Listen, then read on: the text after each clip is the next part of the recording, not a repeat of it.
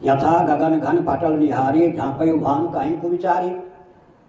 गगन घन पटल अर्थात मेघमंडल ने कदाचित सचमुच में सूर्य को ढक लिया होता तो किसके अनुग्रह से गगन घन पटल का दर्शन होता। नेत्र गोलक को ढकने वाला मेघमंडल है या सूर्य को? निज अज्ञान राम पर धरे। सूर्य का क्षेत्रफल ज्यादा है गगन घन पटल का, मेघमंडल का क्षेत्रफल ज्यादा है। सूर्य का क्षेत्रफल बहुत अधिक है।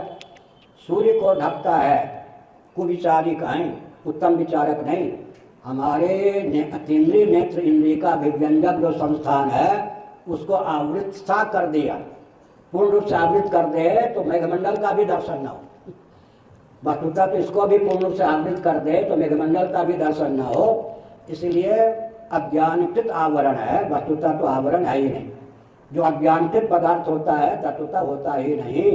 फिर भी देहेंद्रिय प्राणांतकरण से युक्त जो जीव है बाह्याभ्यंतर आवरण से युक्त कब तक है? जब तक उसमें तादात्म्यापत्ति है। और जब तक तादात्म्यापत्ति है तब तक अंश भाव है उसके साथ, तदंश कृतम। जब तक तादात्म्यापत्ति है तब तक अंश भाव है। यहीं पर प्रवचन को विराम देते हैं। आज सुबह हमने कहा था बहुत महत्वपूर्ण तथ्य भाष्य के अनुसार, तस्माद् वाय तस्माद् आत्मना आकाशा संभूता है। आकाश वायु तेज जल पृथ्वी ये कार्य हैं। ऐसे कोई ब्रह्म से जीव थोड़े उत्पन्न होता है। ब्रह्म का जीव कार्य नहीं है। आकाश आदि कार्य श्रेणी के पदार्थ हैं, कार्य कोटि प्रविष्ट पदार्थ हैं। जीव कार्य कोटि प्रविष्ट नहीं है। आप कह सकते हैं कि अग्नि विस्फुलिंग आदि का उदाहरण है तो शंकराचार्य ने दिया कोई पृथक पदार्थ हो रहा है। औपाधिक भेद है ना अग्नि और विस्फुलिंग में। वास्तव में गंगा और यमुना में, गंगा में यमुना का लय हुआ, जल को लेकर अभेद है या नहीं।